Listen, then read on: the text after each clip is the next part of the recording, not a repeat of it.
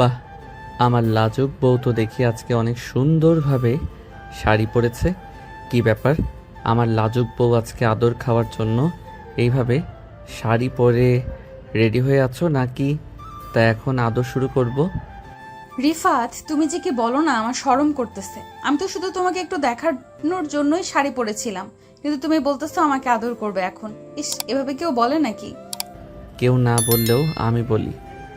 চলো বেবি, এখন তোমাকে আদর করব। এই বলে রিফাত তার বউকে কোলে তুলে নিয়ে চলে গেল বেডরুমে।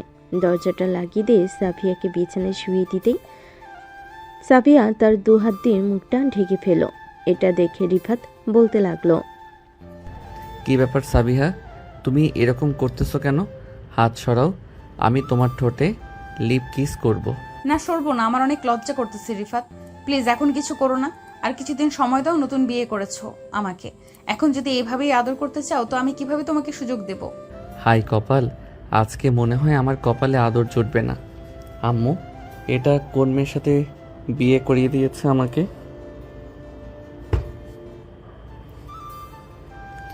না আছে তার মধ্যে কোনো রোমান্টিকতা, না আছে অন্য কোনো কিছু।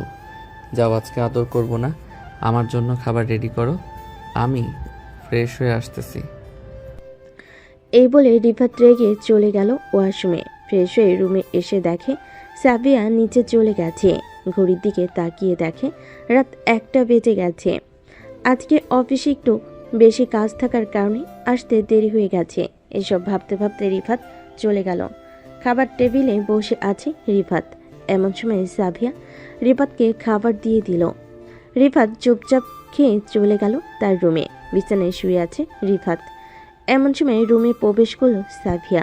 রিফাতকে শুয়ে পড়তে দেখে সাফিয়া বলতে লাগলো, কি ব্যাপার, শুয়ে পড়েছো যে আজকে? আমার সাথে গল্প করবে না তুমি? গল্প করার মুড নেই, অনেক রাত হয়ে গেছে। কালকে সকালে আবার অফিসে যাইতে হবে। এখন ঘুমাই, তাহলে তুমিও ঘুমিয়ে পড়ো। ঠিক আছে, ঘুমাও তাহলে তুমি, আমিও ঘুমাবো, শাড়িটা খুলে আসতেছি। এই বলে সাফিয়া চলে গেল ওয়াশরুমে।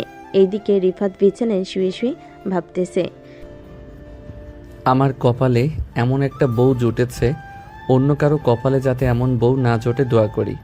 এসব বিড়বিড় করতে করতে রিফাত ঘুমিয়ে গেল। এদিকে সাফিয়া ওয়াশরুম থেকে বের হয়ে রিফাতের পাশে শুয়ে পড়ল। এদিকে রিফাত ঘুমের ঘরে যেই সাফিয়াকে জড়িয়ে ধরতে যাবে, এমন সময় সাফিয়া রিফাতের হাত সরিয়ে ফেলল। সাফিয়া রিফাতের হাত সরিয়ে দিতেই রিফাত কিছু বলল না। সকাল 6টা। রিফাত তাড়াতাড়ি করে ঘুম থেকে উঠে ফ্রেশ হয়ে বসে আছে। এমন সময় সাফিয়া রিফাতের জন্য কফি নিয়ে আসলো। রিফাতের হাতে দিতেই রিফাত বলতে লাগলো, সাবিহা, আমি কফি খাবো না, তুমি খেয়ে নাও কফিটা। আমি অফিসে চলে গেলাম, আস্তে আস্তে রাত হবে, তুমি ঘুমিয়ে থাইকো, আমি বাহির থেকে খাবার খেয়ে আসবো। ঠিক আছে, আমি রাতে খাওয়া দাওয়া করে ঘুমিয়ে যাব। আর তোমাকে একটা কথা বলতে চাইছিলাম, আমি একটু আমাদের বাসায় যাব, যদি অনুমতি দিতে তাহলে যেতে পারতাম। শাশুড়ি আম্মু অনুমতি দিয়ে দিয়েছে। আম্মু যখন অনুমতি দিয়ে দিচ্ছে, তাহলে আমি আর কি বলবো? যাও ঘুরে আসো তোমাদের বাড়ি থেকে। তবে এখন গেলে 1 মাস থেকে আসবে, কারণ পরে আর যেতে পারবে না। ঠিক আছে, তুমি যেহেতু বলতেছো 1 মাস থেকে আসার জন্য, তাহলে 1 মাস থেকে আসবো। রিফাত অফিসের জন্য রেডি হয়ে চলে আসলো অফিসে। এত তাড়াতাড়ি রিফাতকে অফিসে আসতে দেখে দারুণ রিফাতকে উদ্দেশ্য করে বলতে লাগলো, কি ব্যাপার রিফাত, আজকালকে দেখছি তুমি তাড়াতাড়ি অফিসে চলে আসো। শুনলাম নতুন বিয়ে করছো, বাড়িতে কি ঝামেলা হয়েছে যে বউ রেখে তাড়াতাড়ি অফিসে চলে আসো? আরে না চাচা, অফিসে কাজের চাপ অনেক তো, এর জন্য আর কি তাড়াতাড়ি অফিসে চলে আসি, যাতে রাতে তাড়াতাড়ি বাসায় ফিরতে পারি। বুঝতেই পারছেন, সারাদিন কাজ করে আবার রাত 12টা অবধি কাজ করার শরীর ক্লান্ত হয়ে যায়। ও আচ্ছা, আমি ভাবছিলাম নতুন বিয়ে করছো, বউয়ের সাথে হয়তো জর্গা করছো, এর জন্য প্রতিদিন তাড়াতাড়ি অফিসে চলে আসো। রিফাত আর কিছু না বলে চলে গেল তার ডেস্কে। বসে বসে কাজ করতে লাগলো। সকাল 8টা। সবাই অফিসে এসে রিফাতকে এইভাবে কাজ করতে দেখে সবাই চমকে গেল। ম্যানেজার সাহেব রিফাতের কাছে এসে বলতে লাগলো। ম্যানেজার চলে যেতেই রিফাত আবারও কাজে মনোযোগ দিল। বেশ কিছুক্ষণ পর রিফাতের কলিগ আয়েশা রিফাতকে ঠাট্টা করে বলতে লাগলো, কি ব্যাপার রিফাত, তুমি এত সকালে সেই কাজ করতেছো? ম্যাডাম কি তোমাকে কিছু বলেছে নাকি এত সকালে সেই কাজ করার জন্য? আরে না স্যার, ম্যাডাম কিছুই বলে নাই। আমি এমনিতেই চলে এসেছি সকাল সকাল, কারণ রাতে বাসায় গিয়ে খাওয়া দাওয়া করতে করতে রাত 2টা বেজে যায়। এর জন্য তাড়াতাড়ি চলে এসেছি, যাতে রাতে একটু তাড়াতাড়ি বাসায় যেতে পারি। ও আচ্ছা, এই কথা। এটার জন্যই তো বলি তুমি প্রতিদিন এত তাড়াতাড়ি চলে আসো কেন? তোমার বউ কেমন আছে? আলহামদুলিল্লাহ, আমার চাইতে অনেক ভালো আছে। আমার মনে হয় না আমার বউয়ের চাইতে অন্য কারো বউ ভালো থাকবে। হঠাৎ এই কথা বলতেছো? তোমার কথা শুনে তো মনে হচ্ছে নিশ্চয়ই বাসায় কোনো কিছু হয়েছে। আরে না স্যার, বাসায় কোনো কিছু হয় নাই, এমনিতেই বললাম আর কি। আসলে আমার বউটা একটু বেশি আদরের তো, এর জন্য বললাম। ও আচ্ছা, তাহলে কাজ করো, আমি গেলাম আমার কেবিনে। আর আজকে বড় ছাড় আসবে বলেছে সবাইকে অফিসে থাকার জন্য। তুমিও অফিসে থাইকো, কোথাও চলে যেও না। ঠিক আছে স্যার, আমি অফিসেই আছি। এ বলে আয়েশা চলে গেল তার কেবিনে। এদিকে রিফাত বসে আছে তার কেবিনে। সকাল 11টা। এমন সময় তার অফিসের বস আসলো। রিফাতকে ডাক দিয়ে বলতে লাগলো, রিফাত, তোমাকে দেখে তো মনে হচ্ছে তোমার বউ রাতে আদর করতে দেয় নাই। এই জন্যই তুমি তাড়াতাড়ি করে অফিসে চলে এসেছো, তাই না? আরে না, আমি এমনিতেই অফিসে চলে এসেছি, কারণ কালকে রাতে ঘুমাতে পারি নাই। অনেক রাত হয়ে গেছিল খাওয়া দাওয়া করতে করতে। হ্যাঁ, বুঝি। এখন তাহলে কাজ করো, লাঞ্চের সময় কথা বলবো, তখন না হয় সবকিছু বলবে আমাকে। রিফাত কয়েকটা ফাইল নিয়ে চলে গেল তার বসের কেবিনে। বেশ কিছুক্ষণ পর তার বস সকল ফাইলগুলো দেখে বলতে লাগলো, রিফাত, তুমি একটু আমার কেবিনে আসো তো, তোমার সাথে আমার জরুরি কথা আছে। জি ম্যাডাম, আসতেছি, আপনি যান। রিফাত তার বসের সাথে আরও কিছুক্ষণ কথা বলে চলে গেল তার কেবিনে। মিস্টার রিফাত, আপনার কি সমস্যা হচ্ছে রাত 12টা অবধি অফিস করতে? যদি সমস্যা হয়ে থাকে তাহলে আপনি বলতে পারেন, আমি অন্য লোক দেখে নিব। না ম্যাডাম, আমার কোনো সমস্যা হচ্ছে না। আসলে এত রাতে কোনো বাস পাওয়া যায় না তো, এর জন্য আর কি একটু বেশি সমস্যা হয়ে যায়। তবে আমি বাইক নিয়ে এসেছি, এখন থেকে আর সমস্যা হবে না। ঠিক আছে, তাহলে যে কোনো সমস্যা হলে আমাকে ফোন দিবেন, আমি চলে আসব। আরও কয়েকটা ফাইলের কাজ শেষ করে ফেলল। লাঞ্চের আগেই দুপুর 2টা। সবাই লাঞ্চ নিয়ে চলে এসেছে বড় একটা কেবিনে। সবাই বসে খাবার খাচ্ছে। এমন সময় আয়েশা রিফাতের পাশে এসে বসে পড়ল। রিফাতকে ধাক্কা দিয়ে বলতে লাগলো, এখন বলতে পারেন আপনার কি সমস্যা হয়েছে, যদি কোনো সলিউশন দিতে পারি আপনাকে মিস্টার রিফাত। আর বলো না আয়েশা আপু, আমার সাথে এমন একটা মেয়েকে বিয়ে দিয়েছে। আম্মু আব্বু যে মেয়ে রোম্যান্স করতে বলতে কিছুই বোঝে না। রাতের বেলা তাকে জড়িয়ে ধরে ঘুমাতে যাব, সে নাকি লজ্জা পায়, তার নাকি কাতুকুতু লাগে, আরও ইত্যাদি ইত্যাদি। রিফাতের কথা শুনে আয়েশা হাসতে লাগলো হো হো করে। এভাবে হাসতে দেখে আশেপাশের মানুষ আয়েশার দিকে চোখ বড় বড় করে তাকিয়ে রইল। এটা দেখে আয়েশা হাসি থামিয়ে বলতে লাগলো, এর জন্যই তো তুই প্রতিদিন সকাল সকাল এভাবে চলে আসিস। আমি তো ভাবছিলাম বাসায় হয়তো কোনো ঝামেলা হয়েছে, এর জন্য তুই এভাবে চলে আসিস। এক কাজ কর, তোর বউকে তার বাপের বাড়ি পাঠিয়ে দে, কয়েকদিন থেকে আসুক। এরপর সকল কিছু বুঝতে পারবে যখন তার আব্বু আম্মুর বকা খাবে। হ্যাঁ, আমি তাকে বলেছি যে 1 মাসের জন্য তাদের বাড়িতে চলে যাইতে। সে রাজি হয়ে গেছে যাওয়ার জন্য। রাতে বাসায় গিয়ে হয়তো দেখব সে চলে গেছে। আর বলিস না, এরকম বউ থাকার চাইতে না থাকাই ভালো। আজকে বিয়ে করেছি, 1 মাস হয়ে গেছে, একদিনও আদর করতে পারলাম না তাকে ঠিক মতো। কোনো চিন্তা করিস না, আমি যেটা বলেছি সেটা কর, দেখবি একদম ঠিক হয়ে যাবে। আর যত পারিস অবহেলা করবি, অবহেলা করলে আরো তত কাছে আসবে। কাছে আসলেই তুই আস্তে আস্তে তাকে বুঝতে শিখাবি সকল কিছু। ঠিক আছে, এখন খাওয়া দাওয়া করে নে, প্রায় সময় শেষ হয়ে যাইতেছে। আবার কাজ করতে হবে, অনেকগুলো ফাইল আছে। রিফাত আর আয়েশা খাওয়া দাওয়া করে চলে গেল তাদের কেবিনে। রাত 10টা অবধি কাজ করে রিফাত চলে আসলো বাসায়। পকেট থেকে চাবিটা নিয়ে দরজা খুলে ভিতরে প্রবেশ করতে দেখতে পেল সাবিয়া বসে বসে টিভি দেখতেছে।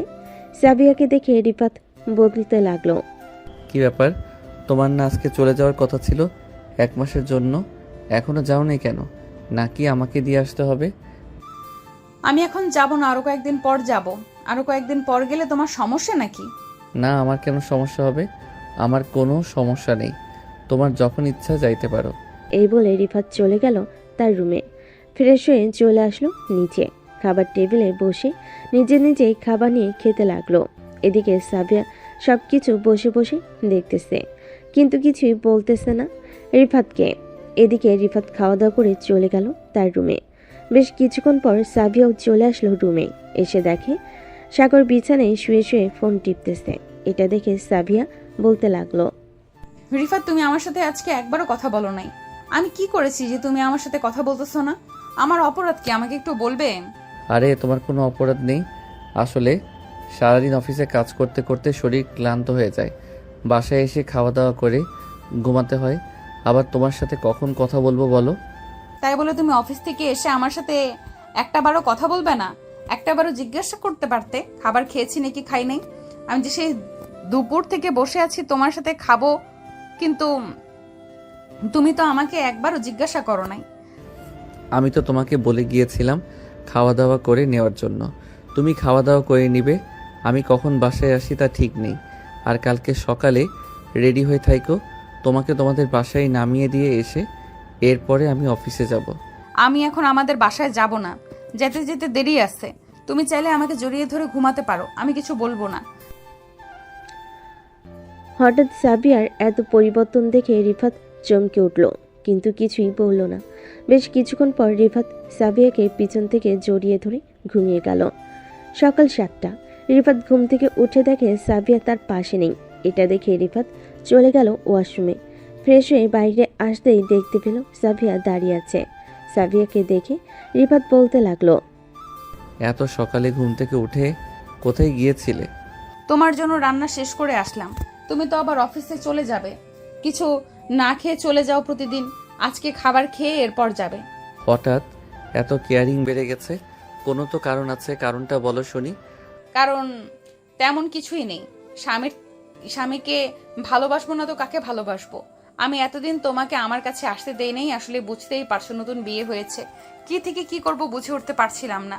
এর জন্য আর কি তোমাকে অবহেলা করেছি, আমাকে মাফ করে দাও তোমাকে অবহেলা করার জন্য।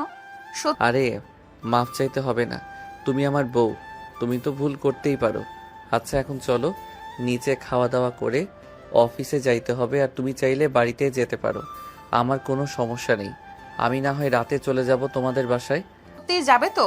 যদি না যাও তখন কিন্তু আমি কান্না করব আর রাতেই চলে আসব। আরে আমি সত্যি বলতেছি, যাব তো তোমাদের বাসায়।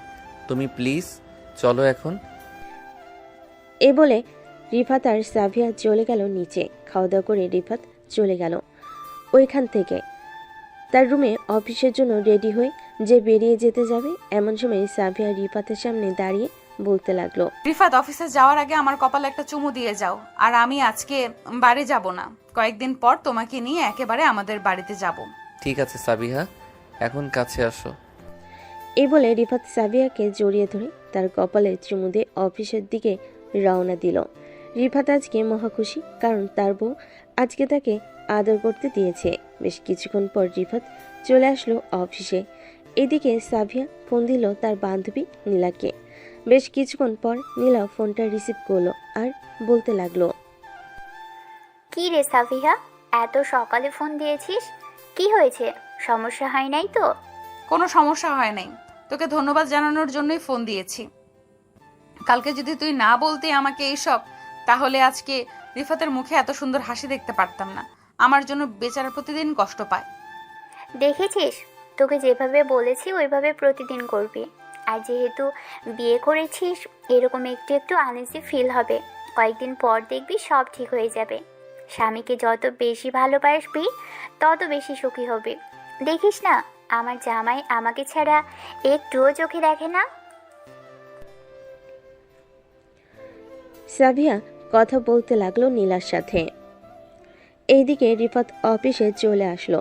আজকে দেরিতে আসতে দেখে রিফাতকে আয়শা বলতে লাগলো, কি রে রিফাত, আজকে দেরিতে আসলি? আমার বুদ্ধি কাজে লেগেছে নাকি? আরে তোর বুদ্ধি কাজে লাগবে কিভাবে? তোর বুদ্ধি একটু কাজে লাগে নাই। হঠাৎ আমার বউয়ের কি যেন হয়েছে, আমি নিজেই বলতে পারি না। আজকে আমার সাথে এত ভালো ব্যবহার করেছে যে বলার মতো না। তাহলে তো ভালোই হয়েছে, তোর সাথে ভালো ব্যবহার করুক, আমি তো এটাই চাই। এখন কাজ কর, একটু পর ম্যাডাম আসবে। আমাকে ফোন দিয়েছিল, বলেছে তোর কেবিনে নাকি 5টা ফাইল রেখে গেছে, ওই ফাইলগুলো দেখে নিতে। ফাইল তো দেখে নিবই। আচ্ছা তুই যা, আমি ফাইল দেখতেছি। এই বলে রিফাত চলে আসলো তার কেবিনে। বেশ কিছু ফাইল দেখার পর রিফাত উঠে চলে গেল তার বসের কেবিনে। ফাইলগুলো রেখে আবারও চলে আসলো তার কেবিনে। সন্ধ্যায় রিফাত রওনা দিল তার বাড়ির উদ্দেশ্যে। হঠাৎ রাস্তায় একটা মেয়েকে ফুল বিক্রি করতে দেখে মেয়েটার কাছ থেকে গাঁদা ফুল নিয়ে যেতে লাগলো বাড়ির দিকে। বেশ কিছুক্ষণ পর রিফাত চলে আসলো বাসায়। কলিং বেল দিতেই সাবিয়া এসে দরজা খুলে দিল। রিফাতের হাতে গাঁদা ফুল দেখে বলতে লাগলো, ধন্যবাদ তোমাকে রিফাত, আমার জন্য গাঁদা ফুল নিয়ে এসেছো। আমি তোমাকে ফোন দিয়ে বলতে চাইছিলাম, কিন্তু ফোনে টাকা নেই, এই জন্য আমি আর বলতে পারি নাই। আর বলতে হবে না, এখন থেকে প্রতিদিন তোমার জন্য গাঁদা ফুল নিয়ে আসবো। আর কি কি লাগবে আমাকে বলে দিবে, সকালে আমি আসার সময় নিয়ে আসবো। ঠিক আমার জন্য বেশি কিছু আনতে হবে না, আইসক্রিম আর গাঁদা ফুল নিয়ে আসলেই হবে, কারণ এই দুইটা আমার ভীষণ পছন্দের জিনিস। এই দুইটা হলেই আমার চলে যায়। যাও ফ্রেশ হয়ে আসো আর আব্বু আম্মুকে ডেকে নিয়ে এসো, আমি সবার জন্য খাবার রেডি করতেছি। ঠিক আছে সাবিহা। এই বলে রিফাত চলে গেল তার রুমে। দরজাটা লাগিয়ে দিয়ে রিফাত ফ্রেশ হয়ে চলে আসলো নিচে। এসে দেখে তার আব্বু আম্মু বসে আছে খাবার টেবিলে। সবাই একসাথে বসে খাবার খাচ্ছে।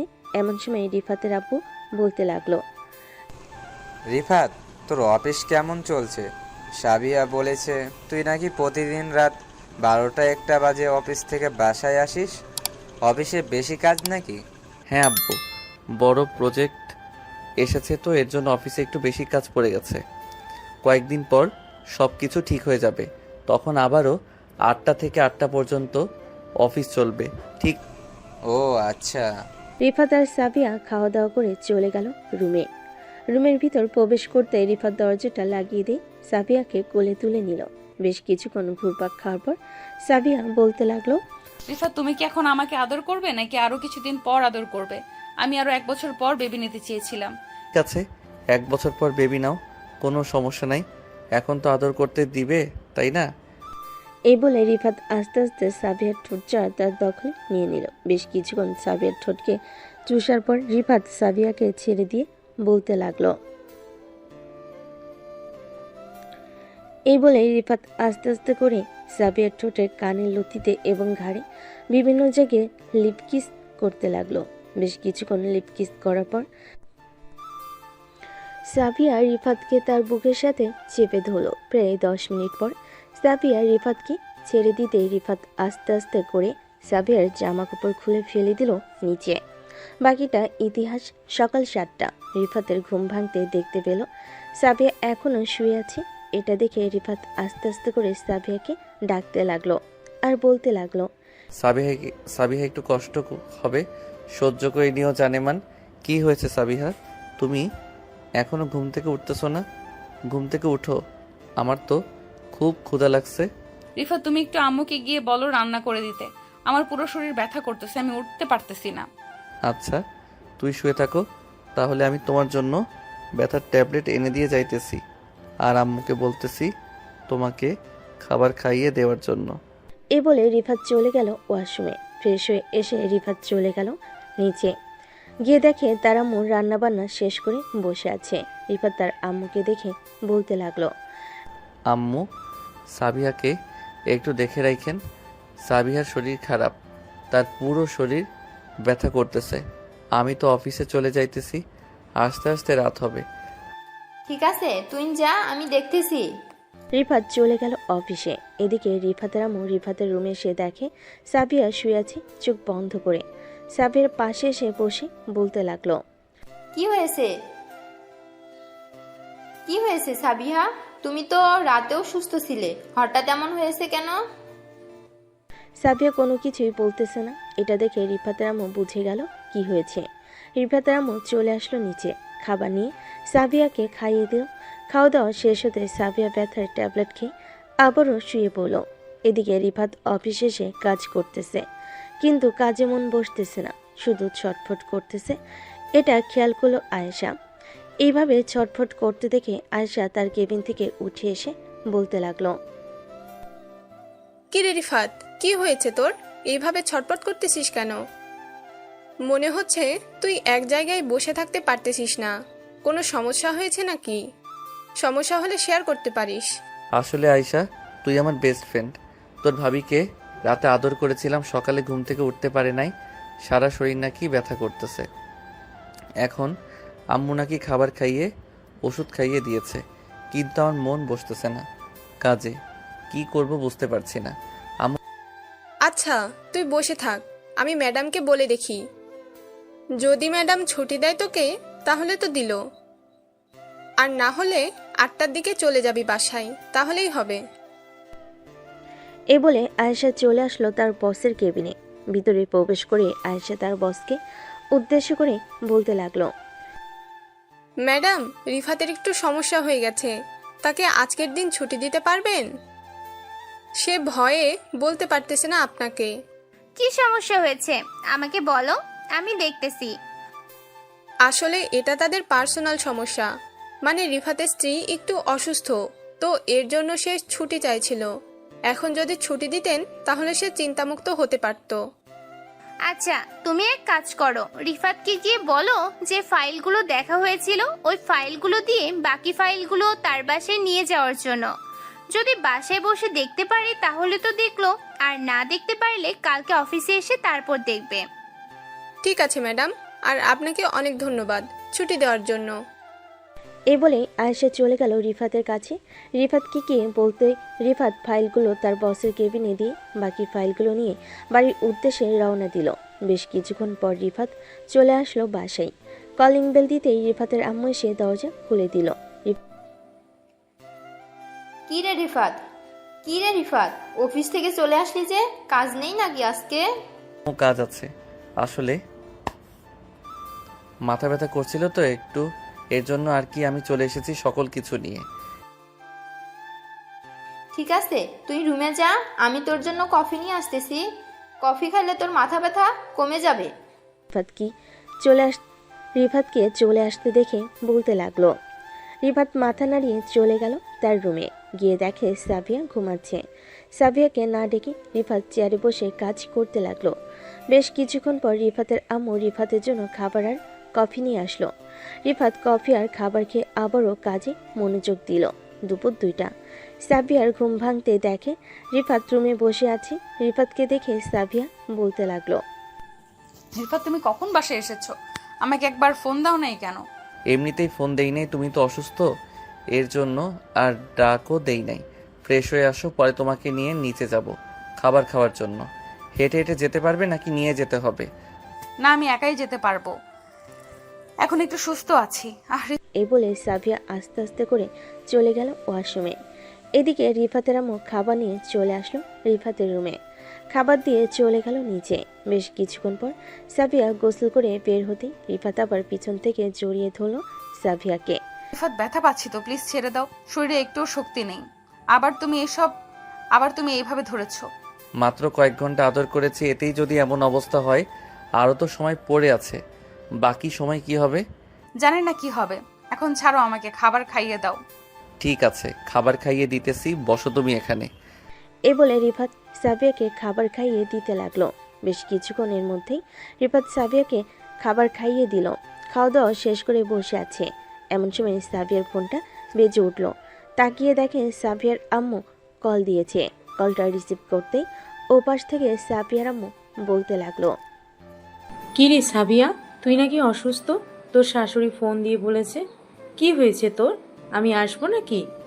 আরে না আম্মু, আসতে হবে না, তেমন কিছু হয় নাই, ওই একটু ঠান্ডা লেগেছে তো এই জন্য আর কি, শুয়েছিলাম। আসার দরকার নেই, আমি কয়েকদিন পর আসতেছি। ঠিক আছে, আয় তাহলে। সাবিয়া আরও কিছুক্ষণ তার আম্মুর সাথে কথা বলে ফোনটা কেটে দিল। বিকাল 5টা। রিফাত সাবিয়াকে উদ্দেশ্য করে বলতে লাগলো, সাবিহা, ঘুরতে যাবি নাকি আমার সাথে? এখন এই অবস্থায় ঘুরতে যাব কি করে? কালকে যাব, এখন যেতে পারবো না। ঠিক আছে, তাহলে তুমি বাসায় থাকো, আমি একটু পরে আসতেছি। বাইরে একটা কাজ আছে, কাজটা শেষ করে তোমার জন্য আইসক্রিম নিয়ে আসবো। ঠিক আছে, যাও তাহলে। রিফাত চলে গেল বাহিরে। প্রায় 1 ঘন্টা পর রিফাত সাবিয়ার জন্য আইসক্রিম নিয়ে বাসায় আসলো। আইসক্রিমটা সাবিয়াকে দিয়ে দিতে সাবিয়া খেতে লাগলো।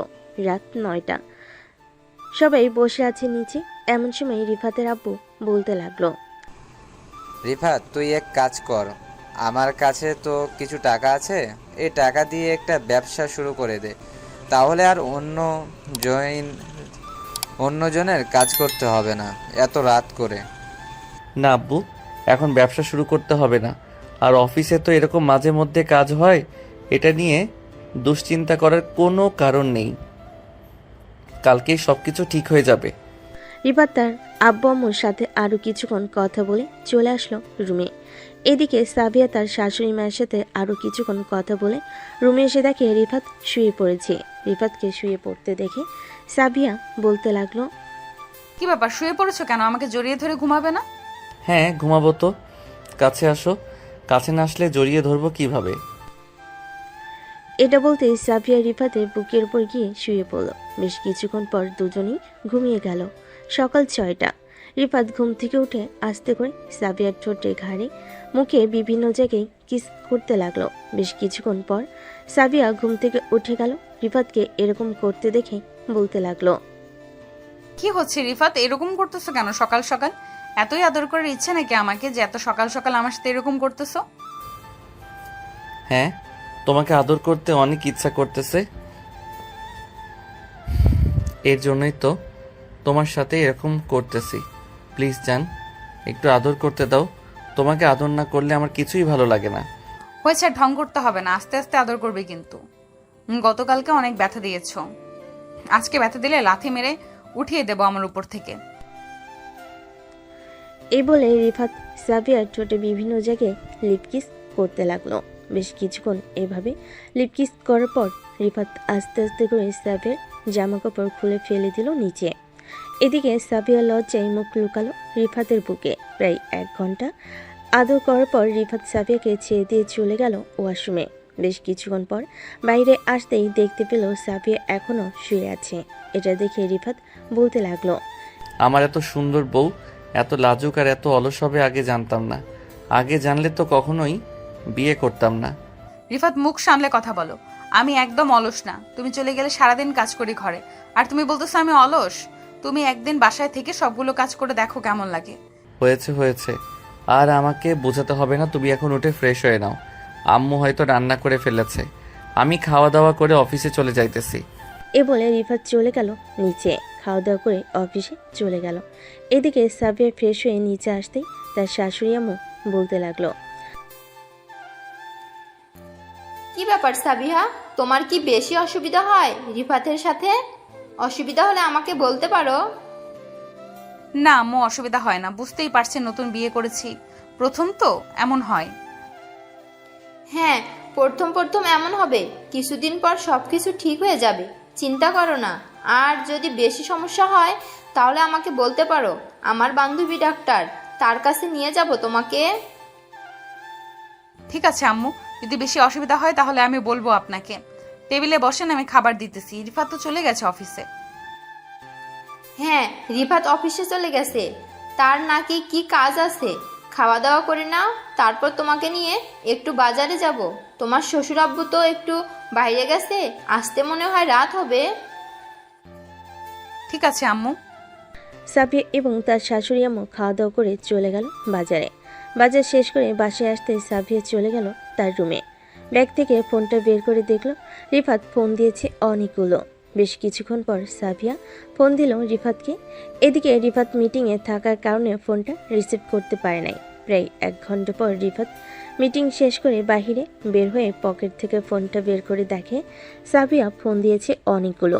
রিফাত ফোন দিলে সাবিয়াকে, কিন্তু সাবিয়া তার ফোনটা টেবিলের উপর রেখে চলে গেছে নিচে তার শাশুড়ি আম্মুর কাছে।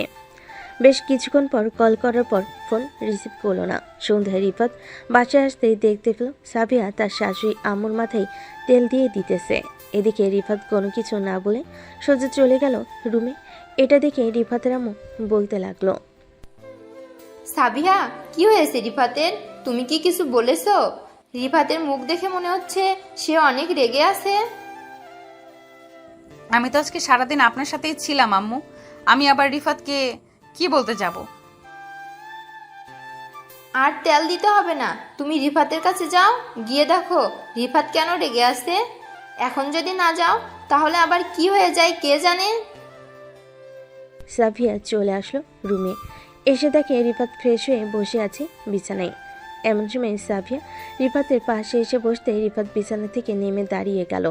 এটা দেখে সাবিয়া বলতে লাগলো, কি হয়েছে রিফাত, তুমি হঠাৎ বাসায় এসে এমন করতেছো কেন?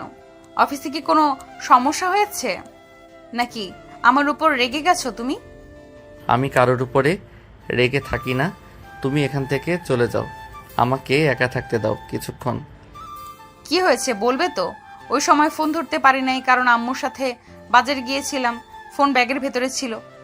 এরপর আমি কতগুলো ফোন দিয়েছি দেখেছো? একবারও তো দেখো নাই।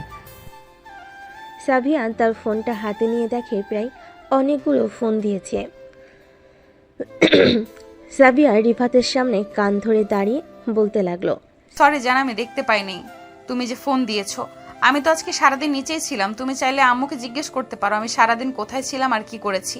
হয়েছে হয়েছে, আর বলতে হবে না, এখন চলো খাওয়া দাওয়া করবো, খুব ক্ষুধা লাগছে। সাফিয়া আর রিফাত চলে গেল নিচে। সবাই একসাথে খাওয়া দাওয়া করতেছে। এমন সময় রিফাতের আম্মু বলতে লাগলো, সাবিয়া, আমরা আর একা কতদিন থাকবো? বিয়ে যখন করে ফেলেছো তো একটা বেবি নিয়ে নাও, আমরাও খুশি থাকবো, তুমিও খুশি থাকবে। কি বলিস রিফাত? রিফাত কোনো কথা বলতেছে না। এইদিকে সাফিয়া মাথা নিচু করে খাবার খাচ্ছে। কি বলবে সাফিয়া? তার শ্বশুর বসে আছে সামনে। এদিকে রিফাত সাবিয়ার দিকে তাকিয়ে মিটমিট করে হাসতেছে। বেশ কিছুক্ষণ পর রিফাত আর সাবিয়া খাওয়া দাওয়া করে চলে আসলো রুমে। রিফাত বিছানায় শুয়ে আছে। এদিকে সাবিয়া ওয়াশরুম থেকে বের হয়ে রিফাতের সামনে আসতেই রিফাত বলতে লাগলো, সাবিহা আম্মু কি বলেছে মনে আছে তো? শুরু করবো নাকি এখন? তুমি চাইলে আমি সারা রাত তোমাকে আদর করতে পারি। আচ্ছা রিফাত, আমি কি তোমার বউ না? আমাকে কষ্ট দিতে তোমার ভালো লাগে তাই না? ঠিক আছে, কষ্ট দাও, আমি কিছু বলবো না, যা ইচ্ছা তাই করতে পারো। সাবিয়ার এমন কথা শুনে রিফাত সাবিয়াকে কোলে তুলে নিয়ে বেলকনিতে চলে গেল। দুজন বসে আছে চেয়ারে। এদিকে রিফাত সাবিয়ার কানে কানে বলতে লাগলো, সরি জান, আমি তো তোমাকে কষ্ট দিতে চাই না। আসলে জান, তুমি এত রোমান্টিক আর এত হট, এর জন্য আর কি বেশি বেশি আদর করতে মন চায় তোমাকে। হয়েছে হয়েছে, আর পাম দিতে হবে না। কালকে অফিস নেই নাকি এখনো যে এখানে বসে আছো? চলো ঘুমাতে যাই, কালকে আবার অফিসে যাবে তুমি। না, কালকে অফিস নেই, আমি ছুটি নিয়েছি কালকের জন্য। তোমাকে নিয়ে তোমাদের বাসায় যাব। অনেক দিন হয়েছে তুমি তোমাদের বাসা থেকে এসেছো, তোমাকে না হয় দিয়ে আসি। ঠিক আছে? আমার যাওয়াটা কি অতি জরুরি তোমার মনে হয়? আমার তো যেতে ইচ্ছে করছে না, আর কয়েকদিন পরে যেতে চাই। আচ্ছা, তুমি যেহেতু বলতেছো আর কয়েকদিন পর যাবে, তাহলে না হয় আর কয়েকদিন পর যাওয়া যাবে। তাহলে না হয় কালকের দিন ঘুরে আসি, তুমি কি বলো? হ্যাঁ, একদিনের জন্য যাওয়া যায়, তবে আমি কিন্তু থাকবো না, আমি আবার তোমার সাথে সন্ধ্যায় চলে আসব। ঠিক আছে, আমি সন্ধ্যায় তোমাকে নিয়ে চলে আসবো আবার বাসায়। হ্যাঁ। রাত ৩টে অবধি গল্প করে দুজনেই রুমে গিয়ে ঘুমিয়ে গেল। পরের দিন সকালে খাওয়া দাওয়া করে রিফাত আর সাবিয়া রওনা দিল সাবিয়াদের বাড়ির উদ্দেশ্যে। প্রায় ১ ঘন্টা পর রিফাত আর সাবিয়া চলে আসলো সাবিয়াদের বাসায়। কলিং বেল দিতেই সাবিয়ার ছোট বোন এসে দরজা খুলে দিল। দুজনকে দেখে বলতে লাগলো, আপু, দুলাভাই কেমন আছো? তোমরা ভিতরে আসো। আলহামদুলিল্লাহ ভালো আছি। সামিরা, তুমি কেমন আছো? আলহামদুলিল্লাহ ভালো আছি। আম্মু আব্বু দেখে যাও, আপু আর দুলাভাই এসেছে। সাবিয়া আর রিফাত চলে গেল রুমে। বেশ কিছুক্ষণ পর সাবিয়া রিফাতকে নিয়ে চলে আসলো নিচে। এসে দেখে তার ছোট বোন সামিরা আর তার আম্মু রান্না করতেছে। তাদের সাথে সাবিয়াও রান্না করতে লাগলো। কিরে সাবিয়া, তুই আসবি আমাকে সকালে ফোন দিয়ে বলবি না? আমি তো কিছুই রান্না করি নাই, এখন জামাই বাবাকে কি খাওয়াবো? আম্মু, আমি মানা করেছি আপনাদের না বলার জন্য। আমি কিছু খাবো না, আমার জন্য রান্না করতে হবে না। বিকালের দিকে আমি আর সাবিহা চলে যাব। আজকে অফিস থেকে ছুটি নিয়েছিলাম, এর জন্য এসেছি। তাই বলে আমাকে জানাবি না? আমাকে জানালে অন্তত কিছু রান্না করে ফেলতাম। সাবিয়ার আব্বু বাজার থেকে মুরগি আর গরুর মাংস নিয়ে আসো, আমি রান্না বসিয়ে দিতেছি, ফ্রিজে অনেক কিছুই আছে। ঠিক আছে, আমি যাইতাছি এক্ষুনি, তুমি রান্না বসিয়ে দাও। সাবিয়া মা, জামাইকে নিয়ে তোর রুমে যা, অনেক দূর থেকে এসেছিস। এদিকে রিফাত শুয়ে আছে বিছানায়। এমন সময় সাবিয়ার ফোনটা বেজে উঠল। তাকিয়ে দেখে অচেনা নাম্বার। কল রিসিভ করতেই ওপাশ থেকে একটা ছেলে বলে উঠল, সাবিয়া, আমি তোমাকে অনেক ভালোবাসি। তুমি প্লিজ ফিরে আসো আমার কাছে। তুমি বিয়ে করেছো, এটা আমি শুনেছি, তবুও আমি তোমাকে মেনে নেব। তুমি চলে আসো প্লিজ, সাবিয়া প্লিজ। ওই পাশ থেকে এই কথা শুনে রিফাতের মাথায় আকাশ ভেঙে পড়ল। রিফাত হ্যালো বলতেই ও পাশ থেকে ফোনটা কেটে দিল। বেশ কিছুক্ষণ ফোন দেওয়ার পর কেউ রিসিভ করলো না। এদিকে রিফাত শুয়ে শুয়ে ভাবতেছে, কেউ হতে পারে এটা। এই সকল কিছু ভাবতেছে, এমন সময় সাবিয়া তার রুমে প্রবেশ করলো। রিফাতকে দেখে সাবিয়া বলতে লাগলো, রিফাত কি হয়েছে, এরকম গোমরা মুখ করে বসে আছো কেন? না, কিছু হয় নাই, এমনিতে অফিসের কাজ নিয়ে চিন্তা করছিলাম। সাবিহা, তুমি এখানে না হয় কয়েকদিন থাকো, যেহেতু চলে এসেছো, আমি না হয় কয়েকদিন পর তোমাকে এসে নিয়ে যাব। রিফাত, এটা তো কথা ছিল না। আমি তোমাকে বলেছিলাম আমাদের বাসায় গেলে আমি আবার তোমার সাথে চলে আসবো সন্ধ্যার দিকে। হ্যাঁ, এটা তো বলেছিলে, কিন্তু এই বাসায় থাকলে আরো ভালো হবে। 1 সপ্তাহ থাকো এখানে, আমি না হয় 1 সপ্তাহ পর এসে তোমাকে নিয়ে যাব। আমি একদিনও থাকবো না এখানে। তোমার সাথে যেভাবে এসেছি আবার সেইভাবেই চলে যাব সন্ধ্যায়। চলো, দুপুর হয়ে এসেছে, আম্মু রান্না করা শেষ। রিফাত কোনো কিছু না বলে সাবিয়ার সাথে চলে গেল নিচে। বেশ কিছুক্ষণ পর রিফাত আর সাবিয়া খাওয়া দাওয়া করে সোফায় বসে আছে। এমন সময় সাবিয়ার আম্মু বলতে লাগলো, রিফাত, আজকে রাতটা থাকো এখানে, কালকে সকালে না হয় চলে যাবে। না আব্বু, আমি থাকতে পারবো না, আমার অফিস আছে। আমি তো সকালে এসেই বলেছি আবার চলে যাব বিকালের দিকে। সাবিয়াকে বলেছি থাকার জন্য, কিন্তু সাবিয়া থাকবে না বলল। না সাবিয়া, তুই অন্তত থেকে যা কয়েকটা দিন। সামিরা তো একা একা বাসায় থাকে, তুই থাকলে সামিরা গল্প করতে পারবে তোর সাথে। আব্বু, কয়েকদিন পর আবার না হয় আসবো আমি রিফাতকে নিয়ে। একটু পর আমরা চলে যাব আবার বাসায়।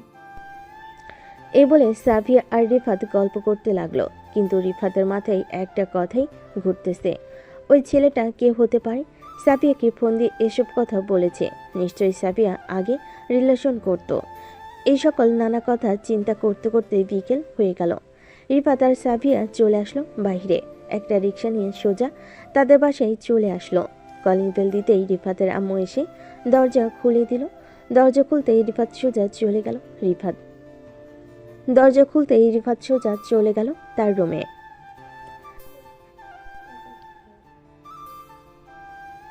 রিফাতের এমন আচরণ দেখে রিফাতের আম্মু বলতে লাগলো, কি ব্যাপার সাবিহা, আবার কি হয়েছে রিফাতের? সে কিছু না বলে চলে গেল, নিশ্চয়ই কিছু হয়েছে তার। জানি না আম্মু, আমাদের বাসায় তো হাসি খুশি ভাবেই গিয়েছিল, কিন্তু এরপর কি হয়েছে আমি নিজেই জানি না। ও আচ্ছা, যাও রুমে যাও, গিয়ে জানার চেষ্টা করো কি হয়েছে। ছেলেটার যে মাঝে মধ্যে কি হয় আমি নিজেই বুঝি না। সাবিয়া চলে গেল রুমে। এদিকে রিফাত বিছানায় শুয়ে আছে। এমন সময় সাবিয়া রিফাতের পাশে এসে শুয়ে রিফাতকে জড়িয়ে ধরে বলতে লাগলো, কি হয়েছে রিফাত, তুমি এমন করতেছো কেন? আমাদের বাসায় কি কেউ কিছু বলেছে তোমাকে? কেউ কিছু বলে নাই, এমনিতেই এমন করতেছি। আচ্ছা সাবিহা, আমাকে একটা কথা বলো তো, তুই বিয়ের আগে কারোর সাথে রিলেশন করেছিলে? না, আমি বিয়ের আগে কারোর সাথে রিলেশন করি নাই। রিলেশন করলে তো আমি তোমাকে আগেই বলে দিতাম, আর আমার সকল কিছু তোমার জানা আছে। তাহলে কি রিফাত, আমাকে বলো। লাস্টে 881 নাম্বার, এটা কার দেখো তো, তোমার ফোনে ফোন দিয়েছিল, অনেক কিছু বলেছে। সাবিয়া তার ফোনটা বের করে নাম্বারটা চেক করতে লাগলো। বেশ কিছুক্ষণ চেক করার পর সাবিয়া হাসতে হাসতে বলতে লাগলো, ও আচ্ছা, তুমি এই কারণেই রাগ করে আছো? এই দেখো কে ছিল এটা, এই নাও কথা বলো তুমি। এই বলে সাবিয়া ফোন দিল সেই নাম্বারে ভিডিও কল। ওই পাশ থেকে রিফাতের বেস্ট ফ্রেন্ড আরাফাত হাসতে হাসতে বলতে লাগলো, কিরে শালা, সারপ্রাইজটা কেমন ছিল? সারপ্রাইজ তো দারুণ দিয়েছিস, কিন্তু তুই কবে দেশে আসলি আমাকে একবার জানালি না? আমি আজকে একদিন হয়েছে দেশে এসেছি, এসে তো তোর ভাবির কাছ থেকে ফোন নাম্বারটা নিয়ে কল দিলাম। ভাবিকে আমি জানতাম তুই ফোন ধরবি, এর জন্য ওই সব বলেছিলাম। কালকে সন্ধ্যায় দেখা করতে পারবি নাকি আমার সাথে? কালকে সন্ধ্যায় দেখা করতে পারবো নাকি পারবো না এটা সঠিক বলতে পারছি না। তুই চাইলে এখন দেখা করতে পারিস, কারণ কালকে অফিসে কাজ হয়তো অনেক থাকতে পারে, দেখা নাও করতে পারি। তুই আমতলা বাজারে চলে আয়, আমি ওইখানে আসতেছি কিছুক্ষণের মধ্যে। ঠিক আছে, তুই তাহলে আয়, আমি আমতলা বাজারের দিকে যাইতেছি। এই বলে রিফাত ফোনটা কেটে দিয়ে রেডি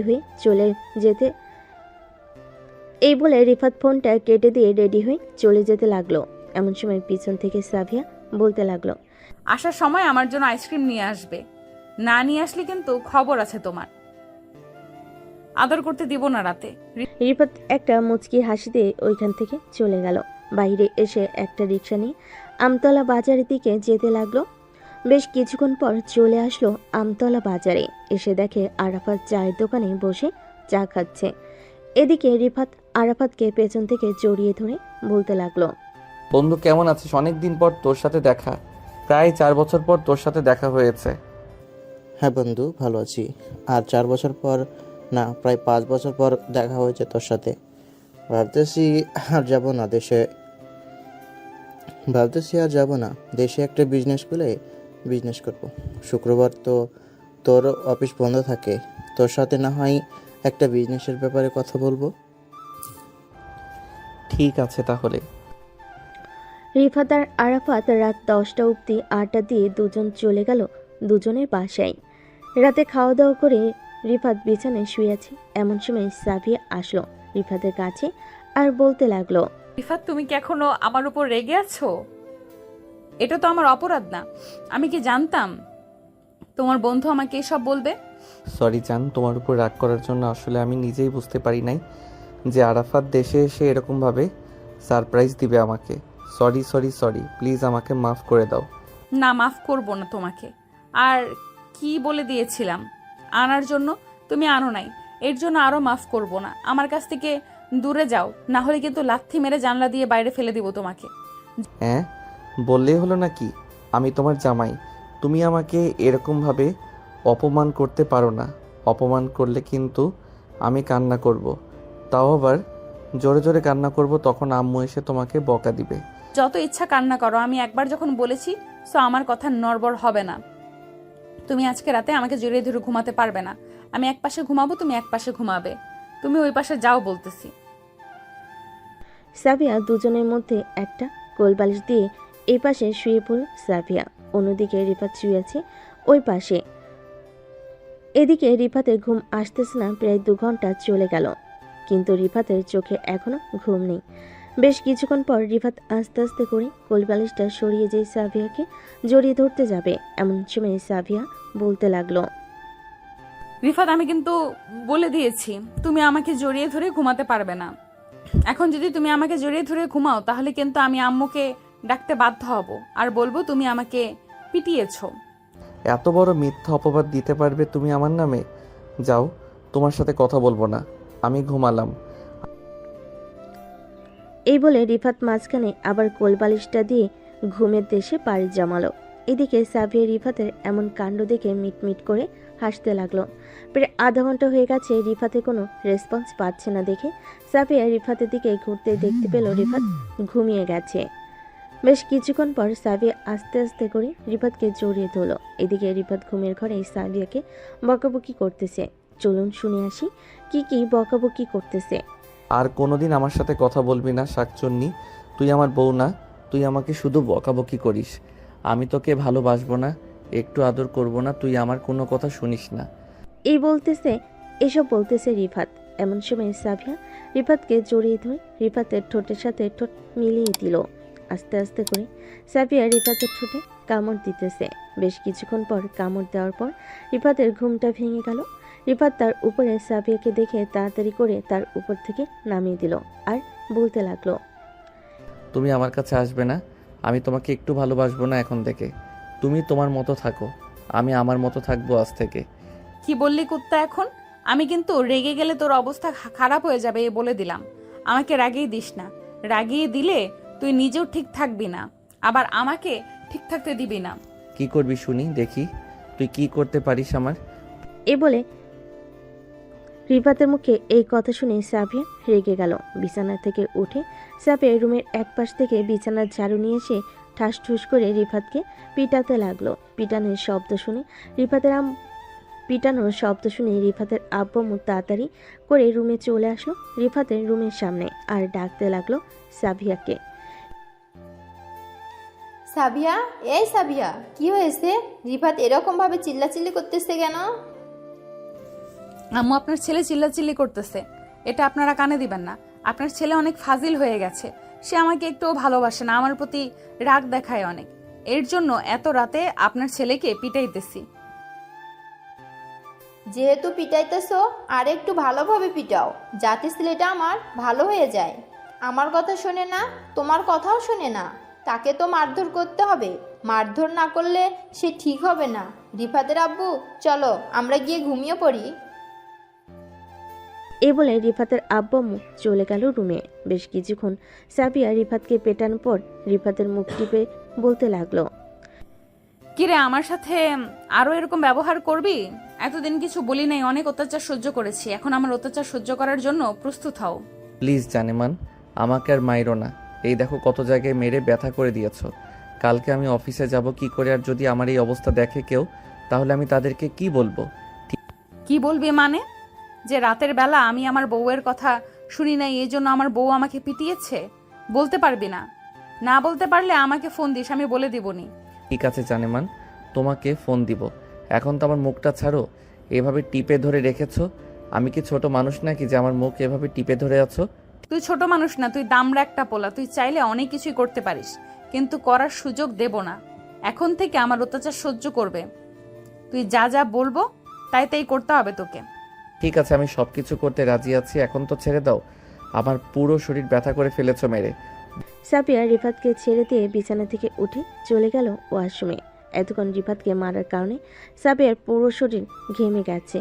সাবিয়া গোসল করে এসে বসতেই রিফাত বলতে লাগলো, জানেমান, তোমার মাথায় চিরুনি করে দেই আমি। তোর মতলব তো ঠিক লাগতেছে না, আমার মাথায় চিরুনি দিয়ে দিতে হবে না। তুই চুপচাপ শুয়ে থাক, তোকে পিটানোর কারণে আমি হাঁপিয়ে গেছি।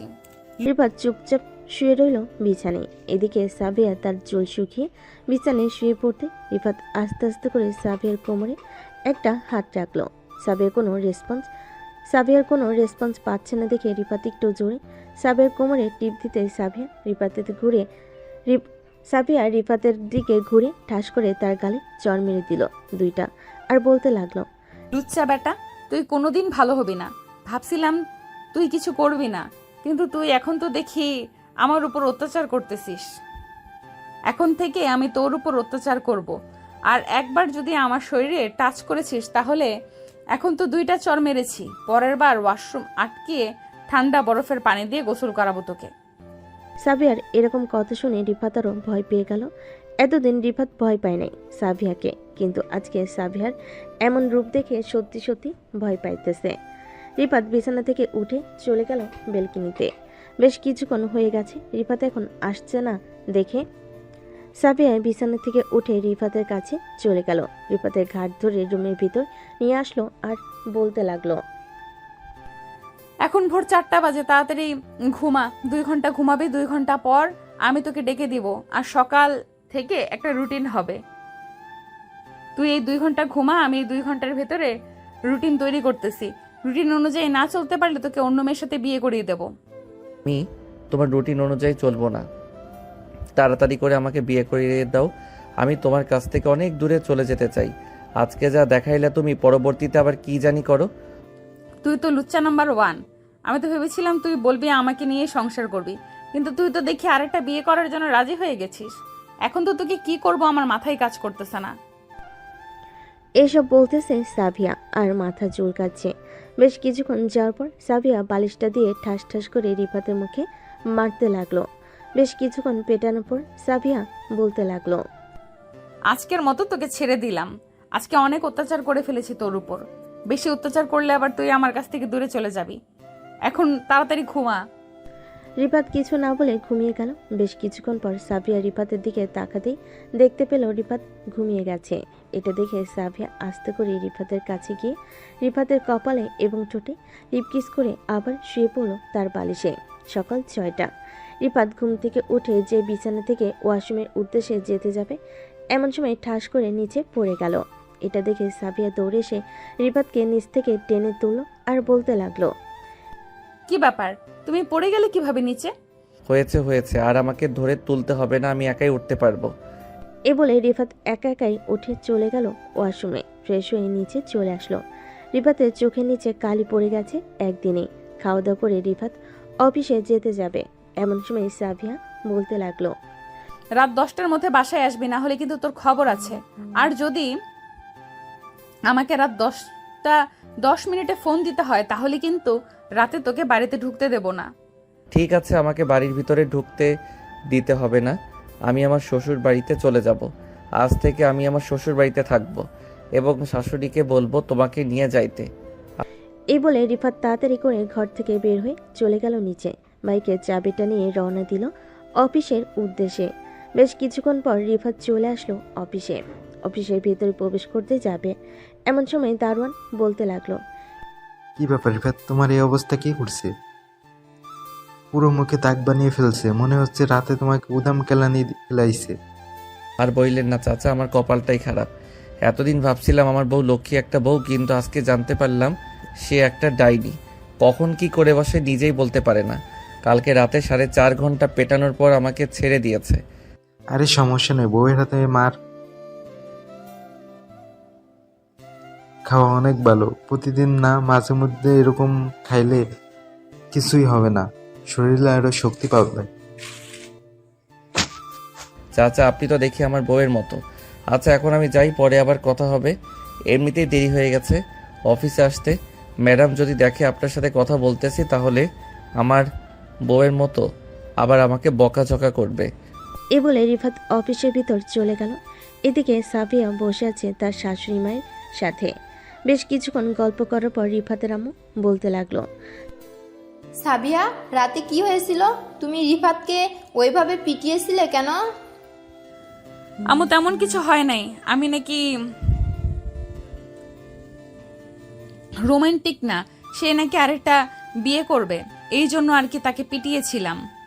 2 দিন তো বিছানায় শুয়েই রেখেছিল আমাকে। ওইটা মনে নাই, এর জন্য মনে করিয়ে দিলাম কালকে রাতে পিটিয়েছি। একদম ঠিক করেছো। এরকম ছেলের এরকম হওয়া দরকার। মাঝে মধ্যে এরকম ভাবে পিটাবে, দেখবে একদম সোজা হয়ে যাবে। তোমার শ্বশুর আব্বাকেও আমি পিটিয়েছিলাম, পরে একদম ঠিক হয়ে গেছে। দেখো না এখন আমার কথায় উঠবোস করে। যেখানে যাই আমরা কাছে বসে যাই। হ্যাঁ শাশুড়ি আম্মু, দেখেছি। সাবিয়া তার শাশুড়ি মায়ের সাথে কথা বলতে লাগলো। এদিকে রিফাত তার কেবিনে প্রবেশ করতে আয়েশা সে রিফাতকে উদ্দেশ্য করে বলতে লাগলো, কিরে রিফাত, রাতে কি যুদ্ধ হয়েছিল ইঁদুর আর বিড়ালের? তোর মুখের এরকম অবস্থা, মনে হয় ওই বিড়ালটা করেছে, তাই না? বাহ, খুব সুন্দর জিনিস এঁকে দিয়েছি তোর মুখে। দোয়া করি এই দাগগুলো যাতে তোর মনে থাকে। পুত্তি, তুই আবার এসেছিস আমাকে রাগিয়ে দেওয়ার জন্য। সারা রাত আমার বউ আমাকে পেটিয়েছে, এই দুঃখে আমি মরে যাইতেছি, আর তুই আমাকে এসে এসব বলতেছিস? আরে মাঝে মধ্যে এরকম কিছু মাইর খাইতে হয়। মাইর না খাইলে শরীর সুস্থ থাকবে কি করে? 2 দিন তো ভাবিকে বিছানায় শুইয়ে রেখেছিলি, এটার জন্য হয়তো ভাবি তোমাকে ও এরকম ভাবে পিটাইছে মিস্টার রিফাত। দুজনেই কথা বলতেছে এমন সময় তাদের বস এসে তাদের সামনে দাঁড়ালো। তাদের বসকে দেখে রিফাত বলতে লাগলো, ম্যাডাম কালকে যে ফাইলগুলো দিয়েছিলেন ওই ফাইলগুলোর কাজ শেষ। ওইগুলোকে আপনি নিয়ে যাবেন নাকি ম্যানেজার এসে নিয়ে যাবে? ম্যানেজার এসে নিয়ে যাবে। আর তোমার মুখে এই অবস্থা কি করেছে? আগে তো তোমার মুখের অবস্থা এরকম ছিল না। নিশ্চয়ই কারোর সাথে ঝগড়া করেছো, তাই না? আরে না ম্যাডাম, আমি কারোর সাথে ঝগড়া করি নাই। বাসায় একটু বউয়ের সাথে রাগারাগি করেছিলাম, এরপর থেকে আমার এই দশা। ম্যাডাম, আর একটা কথা, আমাকে রাত 9টায় ছেড়ে দিবেন। 10টার মধ্যে বাসায় যদি না যাই তাহলে আমার কপালে দুঃখ লেখা আছে, বাসা থেকে বলে দিয়েছে। তোমার বউয়ের নাম্বার দাও তো, আমি তোমার বউয়ের সাথে কথা বলতেছি। তোমার বউ কেন তোমার সাথে এরকম করেছে এটা জানতে চাই আমি। রিফাত তার বইয়ের নাম্বারটা দিয়ে দিল। এদিকে রিফাতের বস চলে গেল তার কেবিনে। ফোন নাম্বারে ফোন দিল। বেশ কিছুক্ষণ পর সাবিয়া ফোনটা রিসিভ করে কানে কাছে নিতেই ওপাশ থেকে পরিচিত কণ্ঠ ভেসে আসলো। হ্যালো মিস সাবিহা, আপনি রিফাত সাহেবকে এরকম করেছেন কেন? মুখের তো 12টা বাজিয়ে দিয়েছেন। এরকম না করলেও পারতেন, বেচারা কিছু বলতেও পারছে না। মিস জেরিন, কেমন আছেন আপনি? অনেক দিন পর আপনার সাথে কথা হলো। আশা করি আপনি আমাকে চিনতে পারছেন। হ্যাঁ সাবিহা, তুই এটা? হ্যাঁ, আমি এটা। তুই না দেশের বাইরে চলে গিয়েছিলি? দেশে আসলি কবে? আমার সাথে যোগাযোগ করলি না একবারও? রাবিয়ার কাছে তোর ফোন নাম্বারটা চেয়েছিলাম, রাবিয়া তোর ফোন নাম্বার দিতে পারে নাই। তোর নাকি বিয়ে হয়ে গেছে, এরপর তোর সাথে আর যোগাযোগ নেই তার। হ্যাঁ, কারোর সাথে যোগাযোগ নেই। তুই কি এখন অফিসে আছিস নাকি বাহিরে? অফিসে থাকলে বল, আমি আসতেছি এক্ষুনি। ঠিক আছে? হ্যাঁ, আমি অফিসে আছি, তুই চলে আয়। রিফাতকে একটা সারপ্রাইজ দিব, তুই কিছু বলবি না কিন্তু। আচ্ছা, আমি কিছু বলবো না। বেশ কিছুক্ষণ পর আসতেছি আমি। আজকে সারাদিন তোকে নিয়ে ঘুরোঘুরি করব। ঠিক আছে, আয় তাহলে। সাফিয়া রেডি হয়ে চলে আসলো নিচে। তার শাশুড়ির কাছে বলে রওনা দিল অফিসের উদ্দেশ্যে। বেশ কিছুক্ষণ পর সাফিয়া চলে আসলো অফিসে। জেনে কেবিনটা খুঁজে জেনের কেবিনে প্রবেশ করতে জেন দৌড়ে এসে সাফিয়াকে জড়িয়ে ধরলো। কেমন আছিস? অনেকদিন পর তোর সাথে দেখা হয়েছে। আমি আলহামদুলিল্লাহ ভালো আছি। তুই কেমন আছিস? অনেকদিন তোকে দেখি নাই। তুমিও আলহামদুলিল্লাহ ভালো আছি। তুই এখানে বস, আমি রিফাতকে নিয়ে আসতেছি। তোকে নিয়ে আসতে হবে না, তুই এখানে বসে থাক, আমি নিজেই যাইতেছি, তাকে চমকে দিব। দেখি রিফাত কি বলে আমাকে। এ বলে সাবিয়া চলে আসলো রিফাতের কেবিনে। এসে দেখে রিফাত বসে বসে আয়েশার সাথে কথা বলতেছে। এটা দেখে সাবিয়া রাগে চোখমুখ লাল হয়ে গেল। সাবিয়াকে দেখে রিফাত চেয়ার থেকে উঠে দাঁড়ালো আর বলতে লাগলো, সাবিহা, তুমি এখানে আসলে কেন? আর তুমি আমার অফিস চিনলে কিভাবে? এসব পরে বলবো তোকে। অফিসে এসে মেয়েদেরকে নিয়ে এরকম ভাবে আড্ডা দিতেছিস, তাই না? তোর আড্ডা দেওয়া বের করতেছি আমি। রাতে বাসায় আসিস, এরপর তোর আড্ডা দেওয়া বের করব। সাবিহা প্লিজ, তুমি আমার কথাটা শোনো। এটা হচ্ছে আমার বেস্ট ফ্রেন্ড আয়েশা। প্লিজ তুমি আমার কথাটা শুনে যাও। সাবিয়া কোনো কথা না শুনে চলে আসলো জেনের কেবিনে। বেশ কিছুক্ষণ জেনের সাথে কথা বলে সাবিয়া জেনকে নিয়ে চলে আসলো বাহিরে। এদিকে রিফাত বসে বসে চিন্তা করতে লাগলো, রাতে বাসায় গেলে তার অবস্থা কি হবে, এসব চিন্তা করতেছে।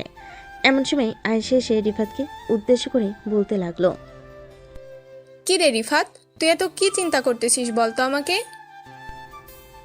দুজন কথা বলতেছে। এদিকে সাবিয়া আর জিন ঘোরাঘুরি করে দুজন চলে গেল দুজনের বাসায়। রাতে বসে আছে সাবিয়া। সোফার ঘড়ির দিকে তাকাতে দেখতে পেল রাত 10টা 5 বাজে। সাবিয়া তার ফোনটা বের করে ফোন দিল রিফাতকে। এদিকে রিফাত ফোনটা না রিসিভ করে কলিং বেল দিল। সাবিয়া ফোনটা কেটে দিয়ে দরজাটা খুলতেই দেখতে পেল রিফাত দাঁড়িয়ে আছে মাথা নিচু করে। রিফাতকে মাথা নিচু করে দাঁড়িয়ে থাকতে দেখে বলতে লাগলো, কিরে, মাথা নিচু করে দাঁড়িয়ে আছিস কেন? আমি কি তোকে কিছু বলেছি? যা তাড়াতাড়ি ফ্রেশ হয়ে আয়, খাওয়া দাওয়া করবো, খুব ক্ষুধা লাগছে। রিফাত কিছু না বলে চলে গেল রুমে। এদিকে সাবিয়া আসলো রিফাতের পিছু পিছু। বেশ কিছুক্ষণ পর রিফাত ফ্রেশ হয়ে বাইরে আসতে দেখতে পেল সাবিয়া হাতে বিছানার ঝাড়ুটা নিয়ে দাঁড়িয়ে আছে। এটা দেখে রিফাত বলতে লাগলো, সাবিহা, তুমি কি আজকেও আমাকে পিটাবে? দেখো, আজকে আমার শরীরে একটু শক্তি নেই। কালকে পেটানোর কারণে আমার শরীরের সকল শক্তি চলে গেছে। আমি কোনো রকম অফিস থেকে এইখানে এসেছি। প্লিজ আমাকে ছেড়ে দাও। তোকে পেটাবো না, চল তাড়াতাড়ি খাওয়া দাওয়া করে নেই। খাওয়া দাওয়া করে এরপর দুজন ঘুমাবো। রাতে কিন্তু অনেক আদর করতে হবে আজকে। তুমি তো আদরের কথা বললে আমাকে পিটিয়ে আলুর ভর্তা বানিয়ে ফেলো। আমি তোমার সাথে থাকবো না। তুমি আমাকে অনেক মারধর করেছো। আমার কথা মতো যদি না চলাচল করিস তাহলে কিন্তু সত্যি সত্যি আজকে রাতে আবার পিটিয়ে আলুর ভর্তা বানিয়ে ফেলবো, সাথে কিমা কিমা করে খেয়ে ফেলবো। সাবিয়ার এমন কথা শুনে রিফাত ভয় পেয়ে গেল। কি বলবে বুঝে উঠতে পারছে না। সাবিয়ার সাথে চলে গেল নিচে। খাওয়া দাওয়া করে দুজন চলে আসলো রুমে। দরজাটা লাগিয়ে দিয়ে বসে আছে দুজন। এমন সময় সাবিয়া রিফাতের শার্টের কলার ধরে বলতে লাগলো, ওই মেয়েটা কে ছিল? নিশ্চয়ই তোর গার্লফ্রেন্ড, তাই না? এই জন্যই তো বলেছিলি কালকে রাতে বিয়ে করবি অন্য মেয়েকে। সত্যি সত্যি বলতেছি, ওই মেয়েটা আমার গার্লফ্রেন্ড না। ওই মেয়েটা হচ্ছে আমার বেস্ট ফ্রেন্ড। তুমি চাইলে আমার বসকে জিজ্ঞেস করতে পারো, উনি ভালোভাবে বলতে পারবে। তোর বসকে জিজ্ঞাসা করার কোনো প্রয়োজন নেই আমার। আমি জানি তুই এই মেয়েটার সাথে রিলেশন করিস, এই জন্যই তুই আমাকে বলেছিস কালকে বিয়ে করবি তুই অন্য মেয়েকে। যদি পছন্দ থাকে বলতে পারিস, আমি বিয়ে করিয়ে দেবো তোকে ওই মেয়েটার সাথে। ঠিক আছে? আমি সত্যি কথা বলতেছি, ওই মেয়েটা হচ্ছে আমার বেস্ট ফ্রেন্ড। প্লিজ তুমি আমার কথা বিশ্বাস করো। আমি তোমার মাথা ছুঁয়ে বলতেছি। ঠিক আছে, বিশ্বাস করলাম। তবে এখন থেকে আমাকে বেশি বেশি ভালোবাসতে হবে, কারণ আরেকজন আসতেছে। আরেকজন আসতেছে মানে বুঝলাম না, কি বলতে চাইছো? একটু বুঝিয়ে বলো আমাকে। আরেকজন আসতেছে মানে হচ্ছে আমাদের বেবি হবে। আজকে আমি টেস্ট করেছিলাম, পজিটিভ এসেছে। এই দেখো। রিফাত দেখে সাবিয়াকে জড়িয়ে ধরল। সাবিয়া দুই গালে এবং বিভিন্ন জায়গায় কিস করতে লাগলো। রিফাত এমন পাগলামি দেখে সাবিয়া বলতে লাগলো, এখন থেকে আমাকে বেশি করে ভালোবাসবে তো? যদি ভালো না বাসো তাহলে আমার বেবি কিন্তু অনেক কষ্ট পাবে। তুমি কি চাও আমাদের বেবি কষ্ট পাক? না, একদম চাই না আমাদের বেবি একটু কষ্ট পাবে না। তুমি আজ থেকে যেটা চাইবে আমি সেটাই এনে খাওয়াবো তোমাকে। এখন তো রাত হয়ে গেছে, কালকে তোমার জন্য অনেক কিছু নিয়ে আসবো। আম্মু আব্বু জানে নাকি? এখনো জানাই নেই, আরো কয়েকদিন পর জানাবো আম্মু আব্বুকে। এখন আমাকে আদর করো। আর সরি কালকে মারার জন্য। তোমাকে মারা একদমই ইচ্ছে ছিল না আমার, কিন্তু তোমার ভুলের কারণে আমি তোমাকে মেরেছি। কি রিফাত কোনো কিছু না বলে আস্তে আস্তে সাবিয়াকে কোলে তুলে নিল। বেশ কিছুক্ষণ এভাবে যাওয়ার পর সাবিয়া বলতে লাগলো, ব্যাপার? আজকে কি কোলে তুলে আদর করবে নাকি বিছানায় শুইয়ে দিয়ে আদর করবে না? সবভাবে আদর করব জান। আজকে তোমাকে এমন আদর করব যাতে তুমি বিছানা থেকে না উঠতে পারো কালকে। আম্মু যাতে তোমাকে সেবা যত্ন করে সেই ব্যবস্থা করব। ঠিক আছে, করো দেখি, আমিও রেডি আছি। তুমি কি করতে পারো? এটা বলতে রিফাত আস্তে আস্তে করে সাবিয়ার ঠোঁটে, কপালে, চোখে এবং বিভিন্ন জায়গায় কিস করতে লাগলো। কিস করতে করতে আস্তে আস্তে রিফাত সাবিয়ার জামাটা খুলে সাবিয়ার নাভির দিকে এক নজরে তাকিয়ে আছে। এটা দেখে সাবিয়া বলতে লাগলো, কি ব্যাপার? এভাবে তাকিয়ে আছো কেন আমার নাভির দিকে? খেয়ে ফেলবে নাকি আমার নাভি? এত সুন্দর নাভি খেয়ে ফেলতে ইচ্ছে করতেছে, একটা চুমু দেই। এই বলে রিফাত সাবিয়ার নাভিতে বেশ কিছুক্ষণ চুমু দিল। চুমু দেওয়া শেষ হতেই সাবিয়া বলতে লাগলো, হয়েছে হয়েছে, আর চুমু দিতে হবে না, এখন আদর করো। আমার আদর প্রয়োজন এখন। জানেমান, আমি তো বলেছি আজকে তোমাকে এমন আদর করব যাতে সকালবেলা আম্মু তোমাকে সেবা যত্ন করে। কিন্তু এখন বেশি আদর করা যাবে না, আমাদের বেবি আসতেছে। আর 1 ঘন্টা আদর করব জানেমান, প্লিজ একটু সহ্য করো। এটা বলতেই রিফাত সাবিয়াকে আদর করতে লাগলো। বেশ কিছুক্ষণ আদর করার পর সাবিয়া বলতে লাগলো, এ বলে রিফাত সাবিয়াকে আরও 1 ঘন্টা আদর করে তার বুকের সাথে জড়িয়ে নিয়ে ঘুমিয়ে দেশে পাড়ি জমালো। সকাল 7টা। সাবিয়া আর রিফাত ঘুম থেকে উঠে দুজন গোসল করে চলে আসলো নিচে। খাওয়া দাওয়া করে বসে আছে দুজন। এমন সময় রিফাত বলতে লাগলো, আম্মু আমি অফিসে গেলাম, সাবিহার দিকে একটু খেয়াল রেখো, সাবিহা অসুস্থ। বলে রিফাত অফিসের দিকে রওনা দিল। এদিকে রিফাতের আম্মু চলে আসলো সাবিয়ার কাছে। সাবিয়ার কপালে গালে হাত রেখে বলতে লাগলো, সাবিয়া, তোমার তো জ্বর বা ঠান্ডা কোনো কিছুই লাগে নাই। রিফাত যে বলল তুমি অসুস্থ। আসলে আম্মু আমাদের বেবি আসতে চলেছে, ডাক্তারের কাছে যাইতে হবে। রিফাত বলেছে আপনাকে নিয়ে বিকেলে ডাক্তারের কাছে যাওয়ার জন্য। আলহামদুলিল্লাহ, একটা খুশির খবর শুনতে পারলাম। ধন্যবাদ বৌমা তোমাকে। সাবিয়া তার শাশুড়ি মায়ের সাথে কথা বলতে লাগলো।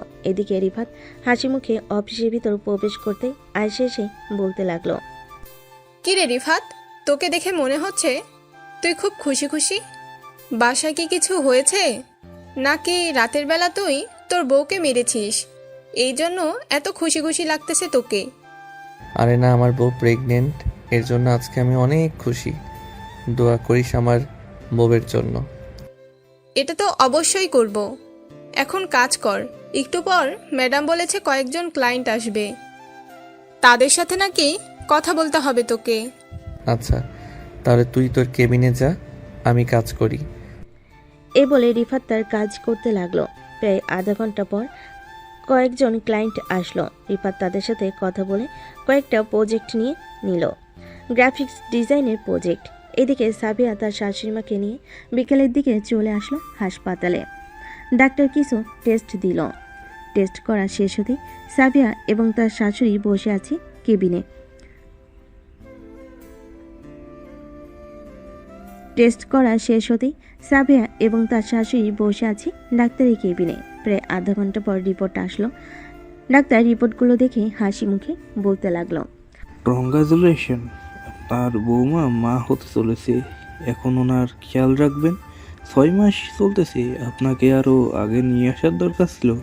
আমি কিছু ওষুধ এবং কিছু জিনিস লিখে দিতেছি, এগুলো খাওয়াবেন, তাহলে বাচ্চা এবং বাচ্চার মা সুস্থ থাকবে।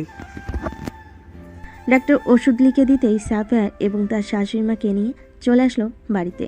রাতে খাওয়া দাওয়া করে শুয়ে আছে বিছানায়। এদিকে রিফাত সাবিয়াকে উদ্দেশ্য করে বলতে লাগলো, সাবিয়া, ডাক্তার কি বলেছে? আমাদের ছেলে বেবি হবে নাকি মেয়ে বেবি হবে, কিছু বলেছে নাকি? না, ডাক্তার এরকম কিছু বলে নাই, তবে বলেছে আমাদের যমজ বাচ্চা হবে। কিন্তু আমি কনফিউজড, একটা ছেলে একটা মেয়ে হবে নাকি দুইটাই ছেলে হবে নাকি দুইটাই মেয়ে হবে। তো কনফিউজ হওয়ার দরকার নেই, আল্লাহ যা দেয় তাতেই আমরা সন্তুষ্ট। রিফাত সাবিয়াকে জড়িয়ে ধরে ঘুমিয়ে গেল। সকাল 10টা। রিফাত অফিসে চলে গেল। এভাবে দেখতে দেখতে চলে গেল 3টি মাস। রিফাত বাসে বসে কাজ করতেছে, কারণ সাবিয়ার ডেলিভারির সময় প্রায় চলে এসেছে। যে কোনো সময় সাবিয়ার পেন উঠতে পারে। দুপুরবেলা খাওয়া দাওয়া করে দুজন বসে কথা বলতেছে। এমন সময় সাবিয়া চিৎকার করে উঠল। সাবিয়ার চিৎকারে তার শাশুড়ি এবং শ্বশুর দুজনই চলে আসলো উপরে। এসে দেখে সাবিয়া কান্না করতেছে। এটা দেখে রিফাতের আম্মু বলতে লাগলো, রিফাত, সাবিয়াকে তাড়াতাড়ি করে হাসপাতালে নিয়ে যেতে হবে, হয়তো সাবিয়ার সময় এসে পড়েছে, তাড়াতাড়ি নিয়ে চল গাড়িতে। রিফাত সাবিয়াকে কোলে করে নিয়ে চলে আসলো গাড়িতে। রিফাত অনেক ভয় পাইতেছে, সাবিয়ার যদি কিছু হয়ে যায় তার কি হবে। এসব ভাবতে ভাবতেই রিফাত গাড়ি চালাতে লাগলো। প্রায় 7 মিনিট গাড়ি চালানোর পর চলে আসলো হাসপাতালে। তাতে করে সাবিয়াকে অপারেশন রুমে নিয়ে যাওয়া হলো। দীর্ঘ 1 ঘন্টা পর দুজন নার্স 2টা বেবিকে নিয়ে আসলো রিফাতের কাছে। রিফাতের কোলে দিয়ে বলতে লাগলো, আপনার 2জন মেয়ে বেবি হয়েছে। আপনার স্ত্রীকে কিছুক্ষণ পর কেবিনে শিফট করা হবে, তখন আপনি আপনার স্ত্রীর সাথে দেখা করতে পারবেন। ঠিক আছে নার্স, আর আপনাদের অনেক ধন্যবাদ। রিফাত বেশ খুশি হয়ে বেশ কিছুক্ষণ পর সাবিয়াকে কেবিনে শিফট